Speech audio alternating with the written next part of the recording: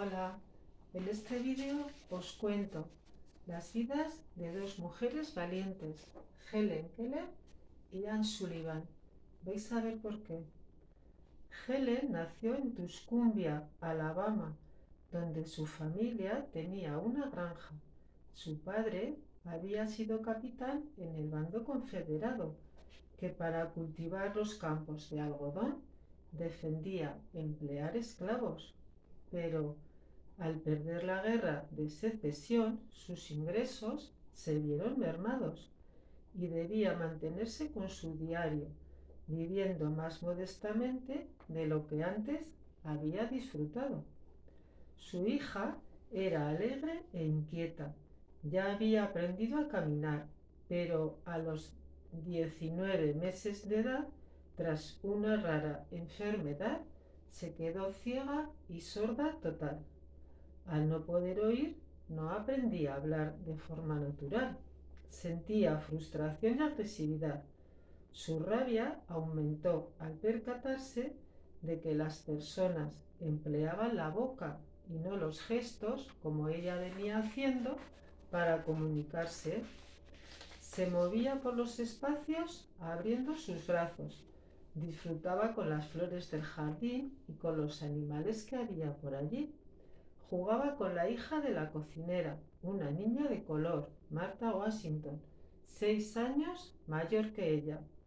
La madre de Helen, Kate, leyó Notas de América, un libro de viajes donde Dickens cuenta la vida de Laura Brightman, que se había instruido en inglés a pesar de ser sordociega. Estas lecturas le llevan a dar con Graham Bell, logopeda, quien a su vez le recomienda el Instituto Perkins para ciegos en el sur de Boston, donde Laura Brightman se educó. Al ver su director que la niña era despierta, le envía a su casa una maestra, Anne Sullivan, recién graduada, y que durante un tiempo había sido ciega. Por su tesón y entrega, pensó que Ana lo haría bien. Desde los 8 años era huérfana. Había trabajado con Laura. Conocía el alfabeto manual y el braille, que con su ayuda Helen cuanto antes debía aprender. Después de coger varios trenes, llegó a la casa de los Keller en marzo de 1887, cuando la niña tenía 7 años y ella 20. Se instalaron en una habitación que había en el jardín para poder enseñarle mejor. Sentarse a la mesa, lo primero, con buenos modales, ya que estaba consentida. Usar los cubiertos en las comidas, pues cogía lo que quería de los platos de sus familiares. Aunque se comunicaba con unos 60 gestos naturales, Ana le enseñó a deletrear en su mano las palabras.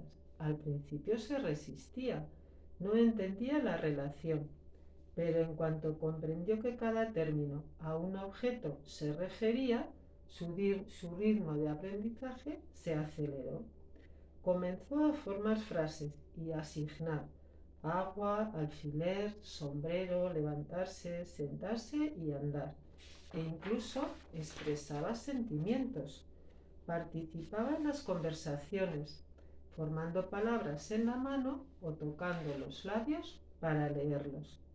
A los 3 meses de empezar a formarse, ya leía y escribía mediante braille, el alfabeto de los ciegos. También utilizaba el lápiz, escribía su nombre, aprendía todo sobre las plantas, los animales y a contar. Por las noches leía y leía bajo las sábanas de su cama. Como resultado del trabajo de Ana, Ellen era cada día más amable y educada. Las dos se trasladaron a Boston. Quería aprender a vocalizar también, a emitir sonidos para hablar, y lo logró con el método Tadoma, desarrollado por Alexander Graham Bell. Ponía la mano en la garganta de su profesora para luego poder imitar la posición y la forma de la lengua, además de la vibración. Articulaba palabras, pero de mayor su voz era de difícil comprensión. En 1892 abandonaron el Instituto Perkins tras un incidente por una publicación, pero siempre con él colaboró. Donaban libros en braille a la biblioteca, o cuando en 1956 el edificio Sullivan Keller, donde trabajaba con su maestra, en sede del programa de sordoceguera de la escuela, se convirtió. Como pudo mejorar la economía de su familia, a centros privados asistía y pagó a pedagogos particulares. Siempre acompañada por Ana, fue admitida en la universidad tras superar unas pruebas preliminares. Se tradujeron los manuales a braille y aunque eran numerosas las clases, los profesores la ayudaban en las áreas donde podía encontrar mayor dificultad, como geometría y álgebra. Empezó a formarse su ideología. Se interesó por los derechos de los trabajadores y por los movimientos feministas. Escribió su autobiografía, La historia de mi vida, a 50 idiomas traducida y varias veces reeditada en inglés. En muchas escuelas americanas sigue siendo lectura obligada. Fue la primera sordociega en obtener un título universitario, al graduarse con honores en 1904. Ese mismo año, Ana se casó. Por afiliarse al Partido Socialista, Heller fue blanco de críticas. Tuvo un novio, Peter Fagan, que con ella se quiso casar, pero su familia se lo impidió por su discapacidad, aunque a ella le hacía ilusión. Se opuso con firmeza a que Estados Unidos entrara en la Primera Guerra Mundial y fundó con otro socio la Helen Keller Internacional, que investiga la visión, la salud y la nutrición. Se convirtió en defensora de la clase trabajadora y de las personas con discapacidad, el eslabón más débil de la sociedad. En 1924 se retira de esta actividad y trabaja como profesora de personas con déficit visuales, mejorando su educación y sus condiciones vitales. Después de casi 50 años a su lado, ciega, Ana fallece y Helen sostiene su mano. Recorrió el país y el mundo como oradora y autora de fama. En su larga vida conoció en persona a todos los presidentes de Estados Unidos, desde Cleveland, Roosevelt, John F. Kennedy o Richard Nixon. Atrajo a cineastas su activismo, que quisieron reflejar su vida y su heroísmo en varias películas y un documental.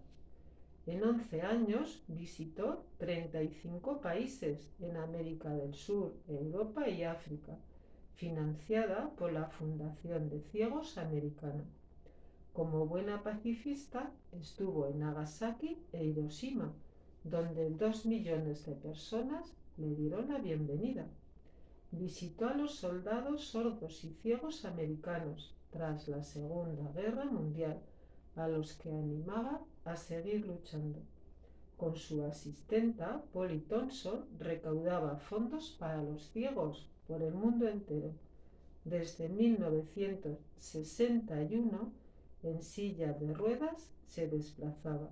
No pudo recoger la Medalla Presidencial de la Libertad que por sus logros el presidente Johnson le otorgara. El 1 de junio de 1968, mientras dormía en su casa de Easton, Connecticut, a los 87 años fallecía, a los pocos días de sufrir un ataque al corazón. Desde 1980, Jimmy Carter, otro presidente, por decreto proclamó que el 27 de junio, el día de su nacimiento, fuese el día de Helen Keller. Desde 2009, una estatua de bronce a la edad de 7 años con una bomba manual se añadió a la colección del Capitolio representando el momento en el que su primera palabra, agua, Helen acabó comprendiendo. A día de hoy, sus cenizas, con las de Anna Sullivan y Polly Thompson, reposan en la Catedral Nacional de Washington.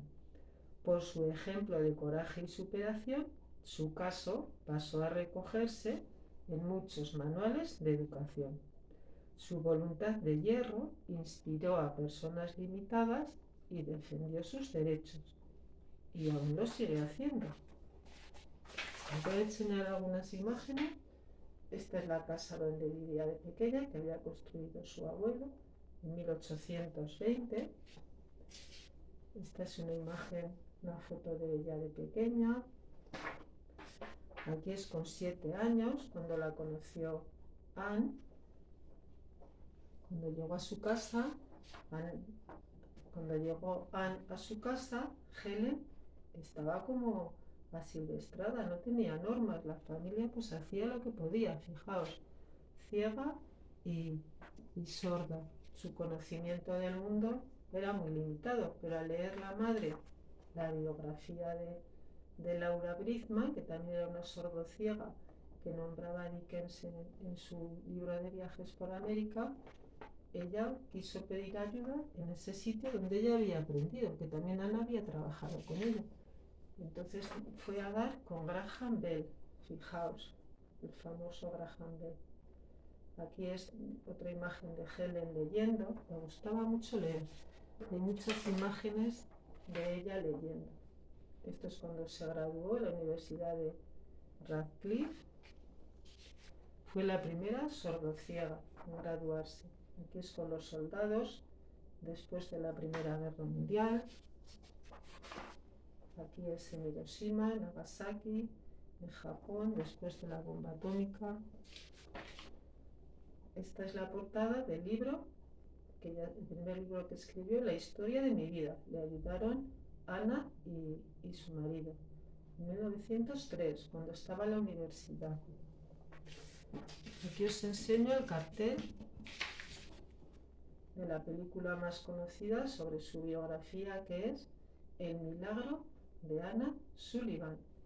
Las dos actrices protagonistas tuvieron el Oscar. Además tuvo otras 3 nominaciones. Aquí está Helen con la protagonista, con la que hacía de ella en la película. Antes habían hecho una obra de teatro, luego se han hecho más versiones, pero la más conocida es esa. Incluso ella, cuando empezó a trabajar ya un poquito más mayor, con Ana, fueron a Hollywood, porque ella ya veía que su vida no era una cosa normal. Quisieron hacer una película, aunque no tuvo mucho éxito, pero después se llegó a hacer.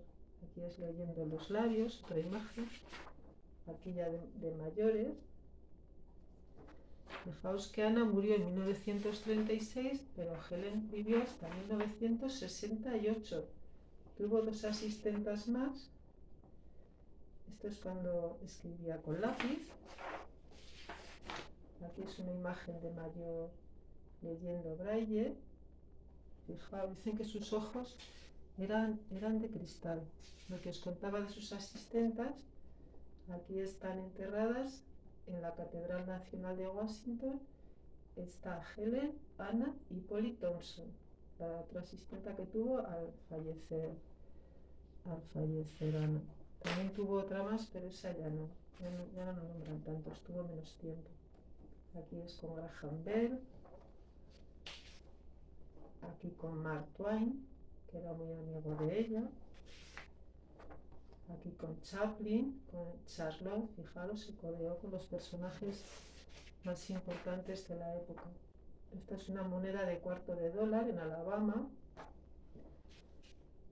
Y esta es la que os he comentado, la estatua en bronce desde 2009 que está en el Capitolio, donde está manipulando la bomba manual donde salía el agua, y fue cuando entendió que la palabra agua designaba a este líquido, porque hasta entonces Ana no había conseguido que lo entendiera, aunque ya su cerebro, su cabeza ya iba trabajando en ello. Este es el nombre como lo escribía ella con lápiz, con bolígrafo, porque ya también trabajaba más con el braille, con los gestos, con el abecedario manual. Esta es una imagen de Anne Sullivan, que también tuvo una vida muy dura, se había quedado huérfana de muy pequeña, cuidó a sus padres, a sus hermanos, uno de ellos también murió de tuberculosis, había estado ciega, aunque luego la había recuperado con varias operaciones, pero luego llegó a graduarse de profesora y fue la que más ayudó a Ana. Otra imagen, juntas, 1888. Y ahora os cuento algunas frases de las que dijo Ana y de las que dijo Helen. Mi corazón está cantando de alegría esta mañana. Un milagro ha ocurrido. La luz de la comprensión ha brillado en la mente de mi alumno. Debemos hacer grandes esfuerzos para entrenar a los jóvenes a pensar por sí mismos y hacerse cargo de sus vidas. Fijaos, era una buena maestra. Entre no ver y no oír, sin ninguna duda, es mucho peor no oír, pues no ver te incomunica con los objetos, pero no oír te incomunica con las personas y eso te convierte en un objeto.